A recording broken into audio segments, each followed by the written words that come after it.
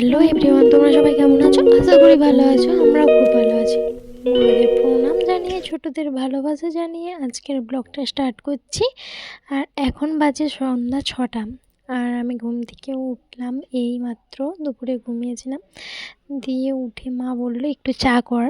তো আমি এখানে চাটা বসিয়ে দিয়েছি। জানো তো, আমি না ঠিকঠাক চা করতে পারি না। মানে এই লিকার চাটা যদিও করতে পারি, দুধ চা তো মোটেও করতে পারি না, ভালো হয় না আর কি। আর তারপরে ফোন করে বলল যে ওরা আসছে। কে আসছে আমি তোমাকে পরে দেখাবো। আর এখানে আমাকে বলল যে একটু পাস্তা করতে। তো আমি ভাত বা রুটি বেলতে পারি, রুটি করতে পারি না। তো এগুলো তো করতে পারি না, তরকারি রান্না করতে পারি না। তো ফাস্টফুডটা সবাই বলে আমি নাকি ভালো বানাই ফাস্টফুড। তো আমার শুনেও খুশি লাগে যে কিছু না কিছু তো করতে পারি একটু। উম, তো সবাই, আমার বোন, আমার বাড়ির সবাইও বলে যে আমি ফাস্টফুডটা রান্না করতে পারি, ভালো হয় আর কি। তাই আমি সবসময় ফাস্টফুড রান্না করি। আর এখানে আমি করছিলাম পাস্তা। বলছিল যে পাস্তা করে রাখবো, তো পাস্তা খাবো। তো ওই জন্য পাস্তা করছি।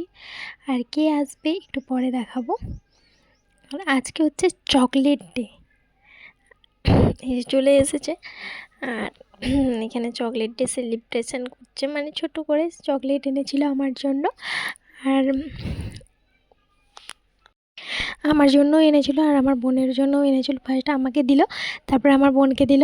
আর আমি খুব স্পেশাল ফিল করি, কারণ ওর মতো একজন আছে যে আমাকে বন্ধু, যে আমাকে হচ্ছে সব সময় হ্যাপি হ্যাপি রাখার চেষ্টা করে। আর আমি